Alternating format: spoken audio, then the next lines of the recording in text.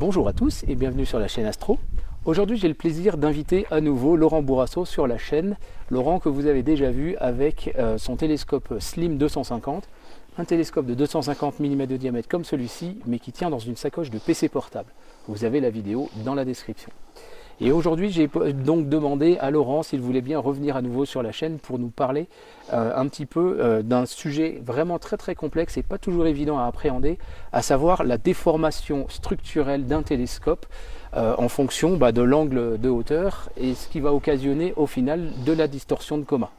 Vous êtes habitué à voir généralement une structure triangulaire comme ceci, donc quand il s'agit d'un télescope fabriqué par des amateurs, voire même des télescopes artisans. Mais Laurent, sur son 500 mm, a choisi de faire une structure en X, et pour des bonnes raisons techniques. Et donc je vous propose de voir ensemble finalement le fonctionnement et comment on va jouer la structure mécanique d'un télescope à l'aide de quelques équations simples qui seront expliquées par Laurent, de façon justement à comprendre comment ça se joue. Vous savez que sur la chaîne Astro, on parle de comment acheter son télescope, de quoi observer, etc., de comment faire de la photo planétaire et autres, mais on parle également de comment fabriquer votre propre télescope, et je crois que ce point-là est un point absolument fondamental à comprendre. Et c'est maintenant sur la chaîne Astro.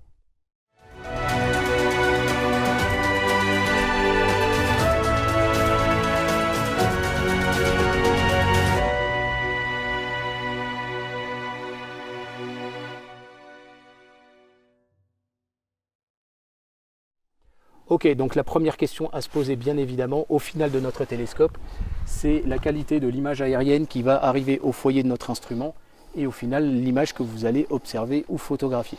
Et donc la première formule à aborder, c'est bien sûr la formule de la distorsion de coma d'un télescope Newton, puisque c'est elle qui va conditionner directement finalement le positionnement de l'image aérienne que l'on cherche à observer, et si elle est décalée, c'est pas bon.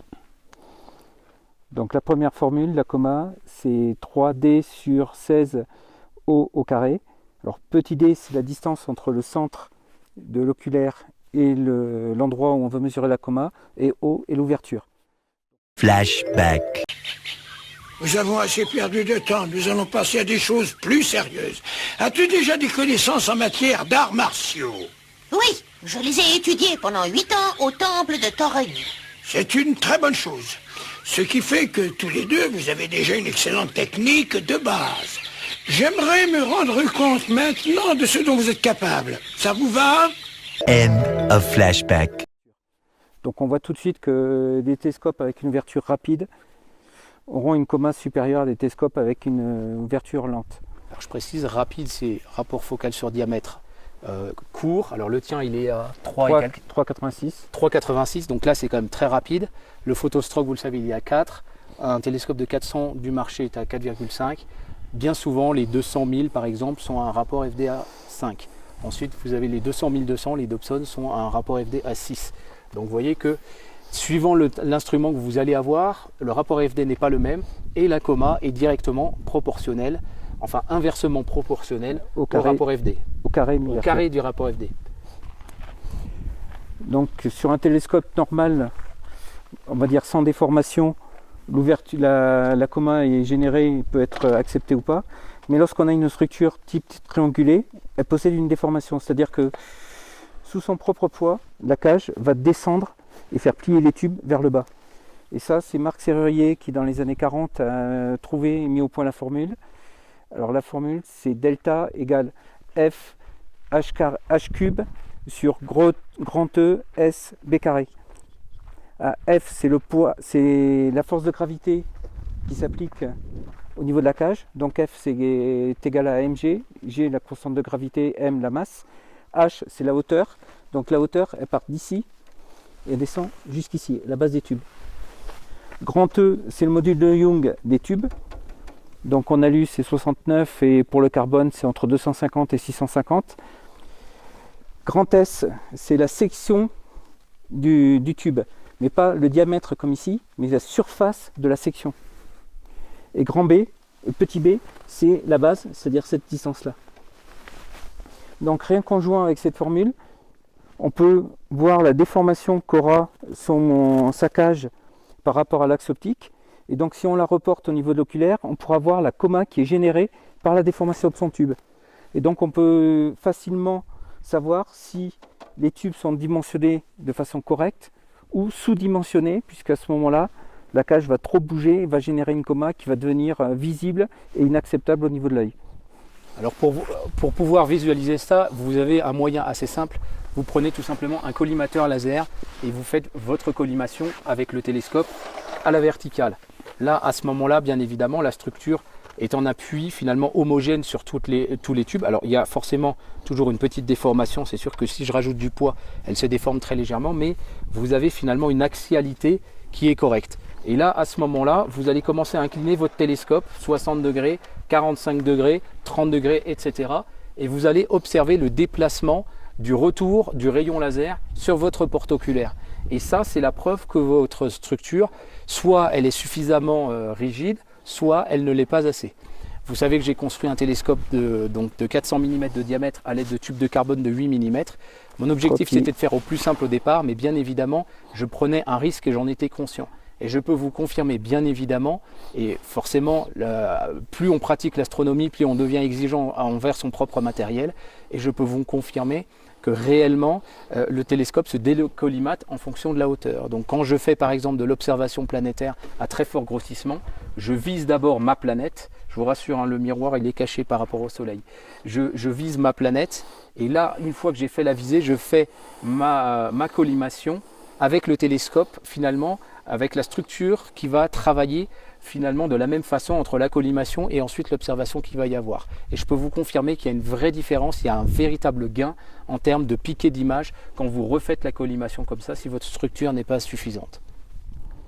Donc le deuxième endroit où on peut avoir des déformations, c'est au niveau du barillet.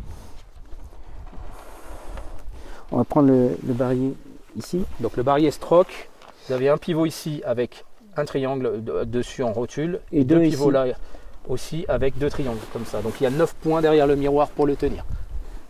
Et donc ce qu'on peut prendre en compte, on voit tout de suite que le barillet est asymétrique, donc il va avoir des déformations sous son propre poids. On peut imaginer que le point ici est fixe, mais à ce moment-là on a des poutres à ce niveau-là. Et avec le poids qui appuie ici au milieu. Et ça va donc générer une flexion du barillet et une inclinaison du miroir sous son propre poids. Donc si on fait de la collimation haute, on va corriger ça. Si on l'incline, le miroir va se retrouver, les poutres vont se relâcher, se détendre, et le miroir va rebasculer et va entraîner, pareil que pour la structure, un déplacement de l'axe optique, donc de la coma. Donc la formule ici, elle est un petit peu plus compliquée, un peu plus barbare. Je crois qu'on est là pour ça aujourd'hui. Donc c'est F L cube sur 48 EI. E c'est donc F c'est la force, mg, donc le poids du miroir divisé par 3 puisqu'il y a 3 points. L donc la longueur, E le module de Young, I c'est le moment quadratique. Et là on prend peur. Donc pour une tige, on les retrouve sur internet très facilement avec moment quadratique. Pour une tige carrée, c'est grand B h cube, grand B grand H cube moins petit b petit h cube divisé par 12. Flashback. Tu vas me chronométrer, Krillin. Comment ça, vous allez courir vous aussi? Oh, je manque un peu d'exercice en ce moment, j'aimerais savoir où j'en suis. Attends,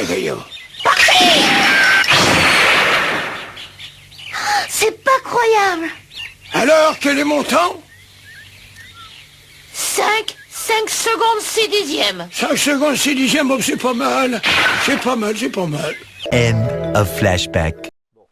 C'est un petit peu barbare. Concrètement, le résultat, c'est qu'il va falloir faire attention dans la conception de votre barillet. Alors il y a déjà un épisode sur la chaîne, mais après, qu'est-ce que tu dois rajouter C'est pour ça que Stroke, sur son barillet, il utilise des tubes de 8 qui redoublent à l'intérieur de tubes de 6 pour pouvoir diminuer la hauteur de H cube, donc pour avoir une déformation la plus petite possible. Voilà, l'architecture d'un barillet n'est absolument pas à négliger. S'il se déforme, c'est très mauvais.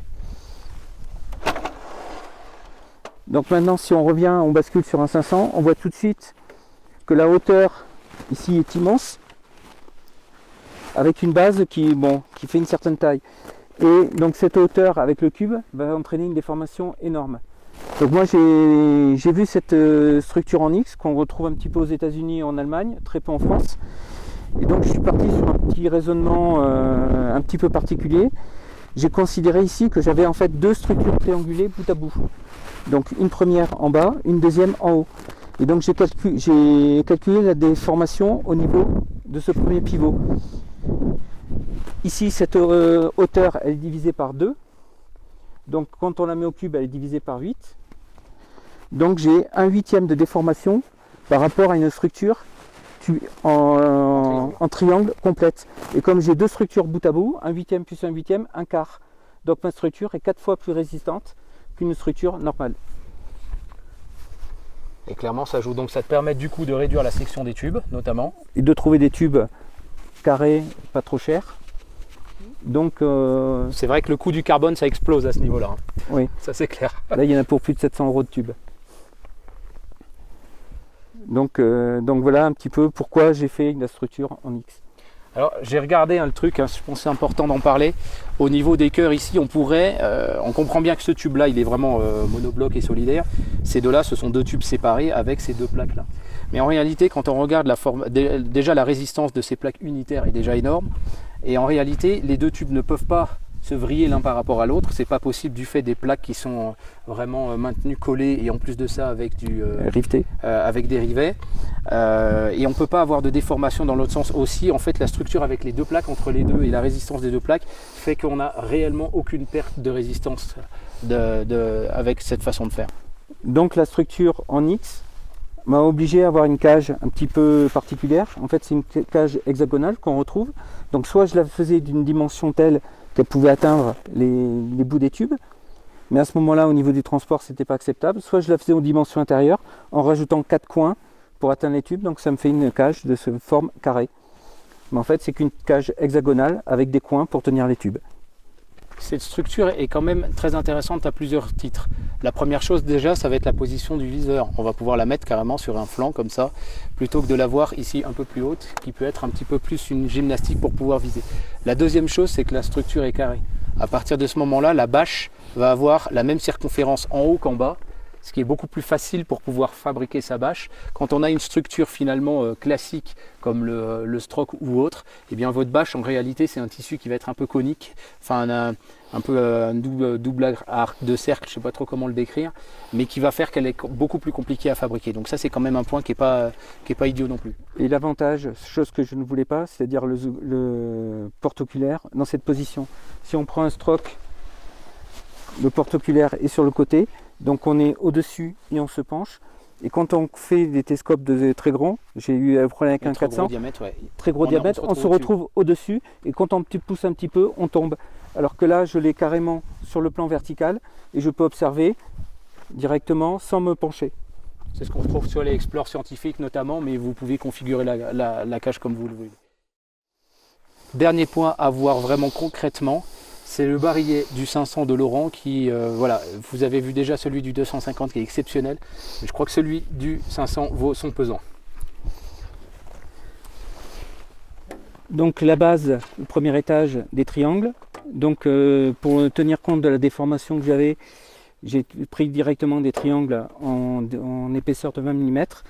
Donc c'est les mêmes triangles qu'en haut. Et comme j'ai un miroir qui est fin, qui ne fait que 40 et quelques millimètres d'épaisseur, quand on utilise Plop, on voit rapidement qu'il faut mettre beaucoup de points. Donc je suis parti sur un triangle 36 points. Donc pour relier à ce niveau-là, j'ai mis des rotules qu'on voit ici. Et après simplement percer dans l'épaisseur. Donc c'est des plaques d'alu de 12 mm que j'ai découpées à la scie sauteuse. Ça se fait. C'est un petit peu long, c'est un peu bruyant, mes voisins m'ont adoré. Mais voilà. Et donc le barillet est très souple, comme on peut le voir. Donc le miroir repose tranquillement là-dessus et il est en bon contact.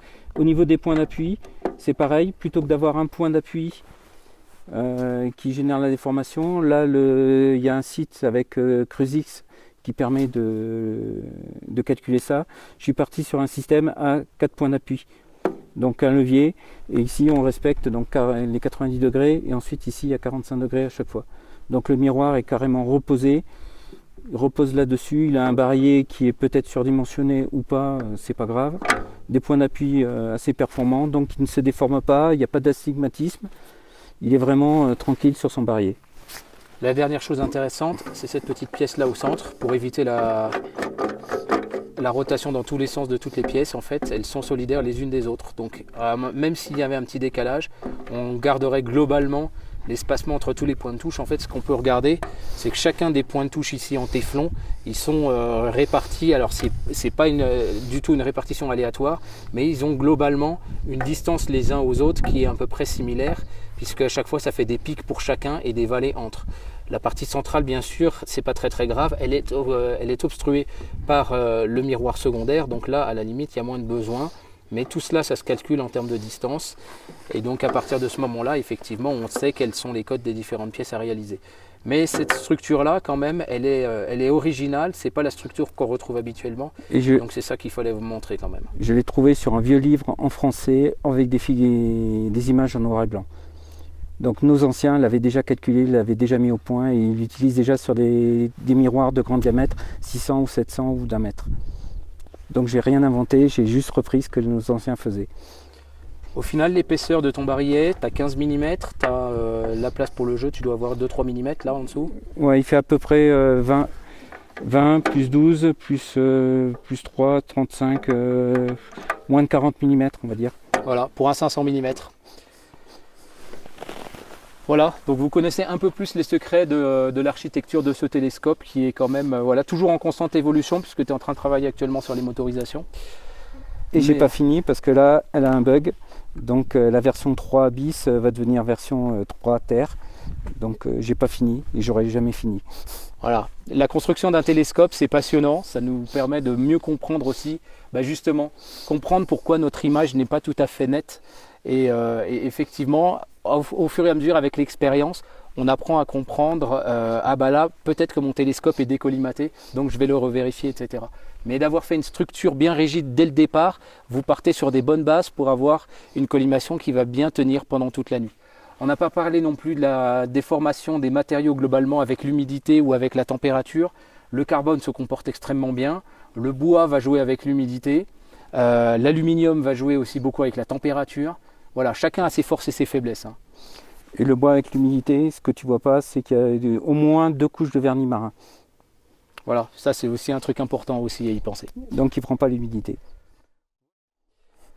Voilà, donc j'espère que cet épisode vous aura plu et vous aura permis d'un peu mieux comprendre justement comment le télescope, comment la structure d'un télescope va jouer et donc de pouvoir mieux appréhender comment dimensionner la structure tubulaire de votre instrument et puis finalement dans quel cas choisir une structure triangulée, dans quel cas peut-être aller vers une structure en X.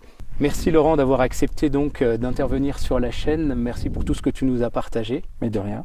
Et voilà, en tout cas quant à moi je vous remercie, n'hésitez pas à soutenir la chaîne en quelques clics, vous connaissez la musique et je vous dis surtout à très bientôt sur la chaîne Astro, merci, au revoir.